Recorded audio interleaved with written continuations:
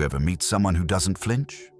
Not when they're insulted, not when they're underestimated, not when the whole room seems designed to provoke them. They just sit there, quiet, still, unmoved. And somehow, that silence makes everyone else uncomfortable. The truth is, in a world full of overreaction and loud performance, the most feared person isn't the one who yells back. It's the one who looks at chaos and says nothing, because they've already mastered the war inside. Act as if nothing affects you. That's what the thumbnail says. But this isn't a trick. It's not about being fake. It's not about bottling emotions or pretending to be above it all.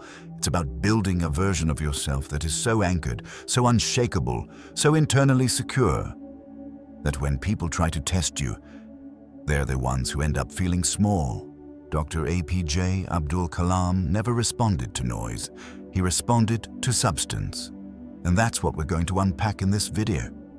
Not how to fake being unbothered, but how to become the kind of person who no longer needs to react. Why people who appear unbothered are feared the most. There's something unsettling about a person who doesn't flinch. Not cold, not rude, just unreadable. You insult them. They look at you. No twitch. You try to get a reaction. They don't play. You storm out. They don't chase. And suddenly, you're the one who looks loud, weak, reactive. That's the power of appearing unbothered. And no, it's not acting like you don't care. It's training yourself to be so grounded internally that no one outside of you gets to press your buttons anymore. Dr. A.P.J. Abdul Kalam had this kind of quiet strength. He didn't walk into rooms demanding respect. He didn't shout. He didn't defend his intelligence. But people who tried to test him, mock him, interrupt him, they'd always walk away confused because he never gave them the emotional reaction they expected. That is psychological dominance. Now here's what most people get wrong about this trait. They think staying unbothered means being passive, like you're not allowed to feel, respond, or stand up for yourself. That's wrong. This isn't about becoming emotionally numb. It's about creating emotional insulation, so the world's chaos doesn't leak into your identity. Think about it. In any group, who holds the most quiet power? The person who needs to react, who proves themselves in every argument, who has to clap back to stay in control, or the person who just knows, deep down, I don't need to respond. My presence already says enough. And this isn't just philosophy, it's strategy. When people try to throw you off, insult you, corner you, test you, they're not doing it for fun. They're doing it to measure you. They want to see where you flinch, how far they can push, if you lose yourself under pressure. So when you stay calm, still focused, you deny them what they came for. And in that moment, without saying a word, you gain the upper hand. Dr. Kalam once said, "Climbing to the top demands strength, whether it is to the top of Mount Everest or to the top of your career." But here's what he didn't say. The strongest part of that climb is learning to stop reacting to every rock thrown your way. How to train your nervous system, not to flinch. Everyone talks about staying calm under pressure, but no one tells you how. Because the truth is, you can't just decide to be calm. You can't think your way into it when your chest is tight and your hands are shaking. Calm isn't a mindset. It's a nervous system state. And if your nervous system has spent years getting hijacked by fear, embarrassment, anxiety, then you've been trained, over time, to flinch, even if you don't want to. Let's say someone calls you out in a meeting. They mock your work. They raise their voice. Everyone turns to see how you'll respond. And before your brain even forms a thought, your chest tightens. Your shoulders shift. Your heart rate spikes. You start talking fast just to fill the silence. That's not personality. That's your nervous system reacting to threat. Because somewhere in your wiring, you've learned that being embarrassed equals being unsafe. so your body jumps to fix it. But here's the catch. Trying to fix everything instantly is exactly what makes you look weak. And that's what confident people, the ones who seem unbothered, don't do. They don't rush to fill space. They don't scramble for approval. They don't mistake adrenaline for urgency. They've trained their nervous system to hold pressure instead of escaping it. Here's how you do the same. Step 1, body first, mind second. The next time you feel triggered, don't react, don't speak, don't even think. Just do one thing. Still your body. Why? Because posture controls perception.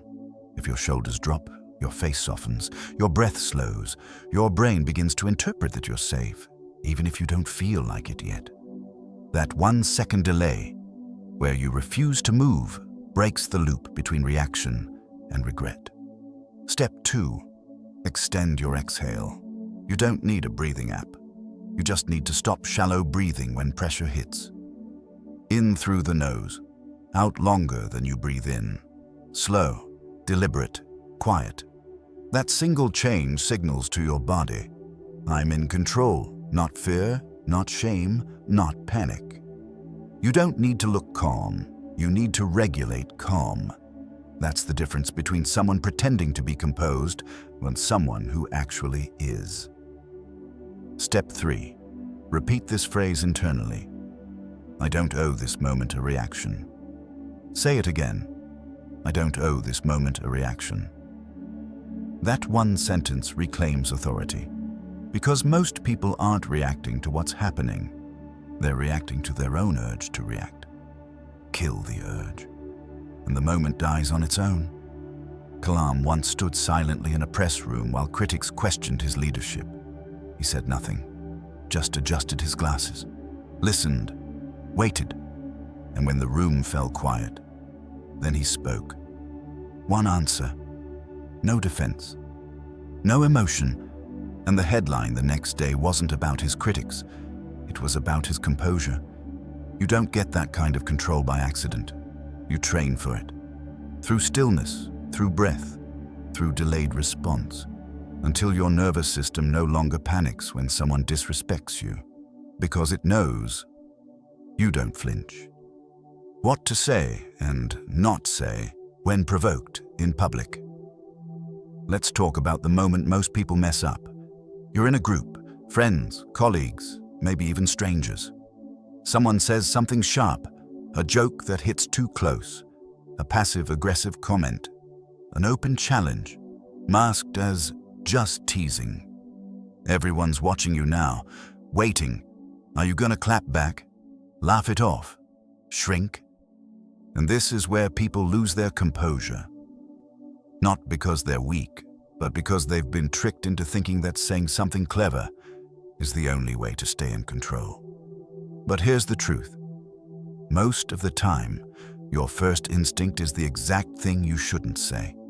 Because it's emotional, because it's performative, because it's about proving something to the room instead of protecting your power. Here's what people forget. The moment someone tries to humiliate you, they're not just targeting your ego. They're setting a social trap, and every word you say next gets recorded in people's memory. Not for what you meant, but for how it made you look. Did you flail? Did you beg for validation? Did you snap? Or did you pause? Here's how people like Dr. Kalam handled it.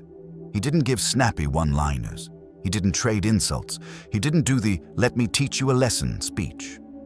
He did something more powerful. He kept his speech short, his tone even, his words precise. No rambling, no defense, no rising pitch. Just enough to show, I am aware, I am in control, and I won't let this moment define me. So how do you do that? Let's break it down. 1. Never repeat the insult. It's tempting to say, "So you're saying I'm stupid?" Or, "Wait, are you calling me lazy?" But now you've taken their poison and made it louder. Never echo their words. Don't amplify what was meant to trigger you. Hold silence instead, or redirect. 2. Use calm framing, not aggression, not mockery, just clean authority. Here are some examples. We both know that wasn't necessary. If there's a real point, make it. If not, let's move forward. When you're ready to speak respectfully, I'm listening. These aren't comebacks. They're boundary setters. Delivered calmly, they flip the tension back onto the other person, without making you look reactive. 3. Exit gracefully if needed. Not every battle deserves a speech. Sometimes the strongest move is saying, "This isn't the place for real conversation." Then you walk away. No drama. No scene. Just controlled withdrawal. The kind that leaves people wondering what you could have said, but didn't. And that mystery, that unspoken power, it speaks louder than any words ever could. Dr. Kalam once addressed a group of students after a heated political debate. He didn't reference the argument. He didn't correct anyone. He just smiled slightly and said, "Let us focus on ideas that build, not words that break." That one sentence changed the entire energy in the room, because people don't remember who won the argument. They remember who rose above it.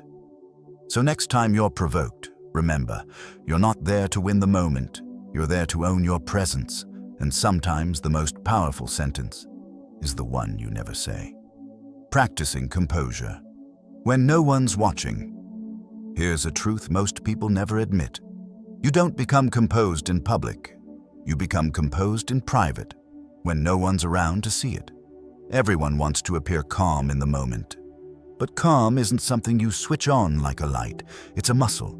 And if you don't train it when life is quiet, don't expect it to show up when life gets loud. Think about the people who never seem rattled. The ones who can take an insult without blinking.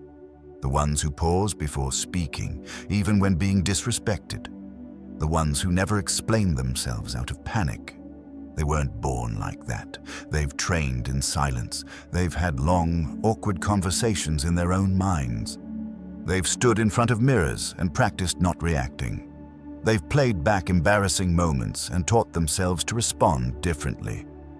That kind of presence, it's not natural. It's built in the quiet. Dr. Kalam once said, "Excellence is a continuous process, not an accident." That applies to your emotional self-control too. So how do you actually practice composure without waiting for a real-life confrontation? Here's how. Step 1. Stillness practice. Stand in front of a mirror. Set a 2-minute timer and do nothing. No adjusting your posture, no twitching, no fake expressions. Just be still and look at yourself. Not in a vain way. Just observe your baseline energy. Because if you can't hold stillness when no one's around, you'll collapse when the world's watching. Train this daily. It rewires your nervous system. Step 2. Rehearse real moments. Remember that time you overreacted, that conversation you regret, that insult you didn't handle well. Replay it, but this time, don't change the event. Change you. How would you breathe? What would your posture be? Could you say less and still stay powerful? This is your mental gym. You're not reliving it to feel guilt. You're reliving it to rewrite your instinct. Step 3. Script your future responses. You already know your triggers. Maybe it's public criticism. Maybe it's being interrupted. Maybe it's someone rolling their eyes when you speak. Write down 3 things people have said to you before that made you feel small.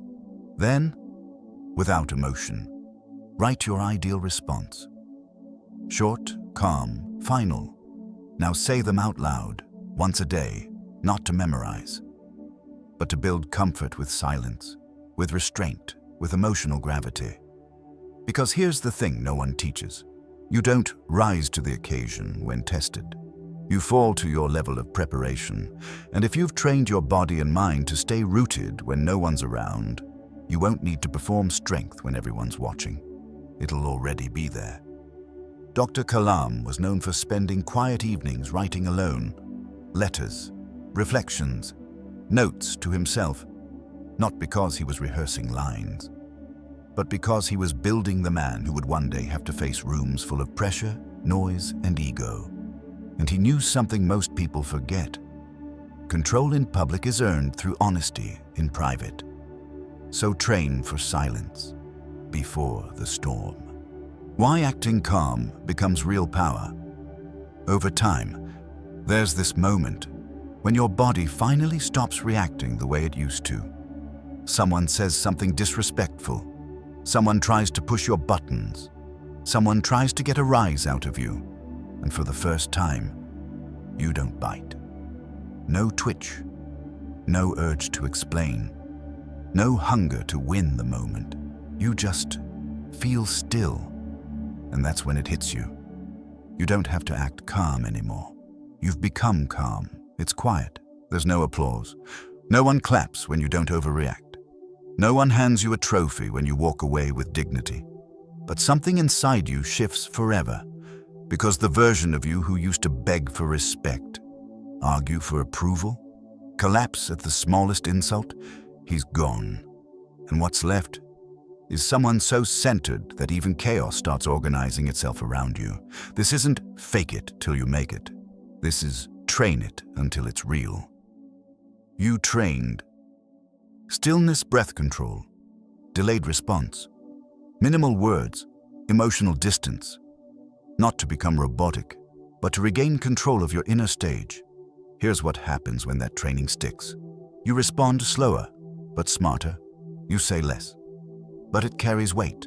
You defend less, because you're not threatened. You stop chasing closure, because silence is your closure. That's not weakness, that's confidence, stripped of noise. Dr. A.P.J. Abdul Kalam didn't walk around trying to stay composed. By the time most people met him, he had already put in the hours, the silence, the self-discipline. He didn't react because he didn't need to anymore. He had built a new nervous system, one that didn't seek applause, one that didn't fear judgment, one that didn't get pulled into every conversation, because he understood something most people never learn. When you stop giving everything your energy, you become powerful enough to shape it. So if you've made it this far, you already know what to do. Stop trying to look calm. Start practicing it when no one's watching. Start choosing stillness when it's hard. Start writing down responses you wish you'd given and living into them next time, bit by bit, situation by situation. That quiet, unshakable presence becomes your reality. Not a performance, not a mask, not a trick, just you, upgraded. Here's the part no one tells you. The most powerful version of you won't arrive with applause. It won't happen during a speech or a perfect comeback or a moment where everyone cheers your confidence. It'll happen quietly, in the middle of some small, uncomfortable interaction where you used to panic and now you don't. Someone mocks you. You don't twitch. Someone raises their voice. You don't match it.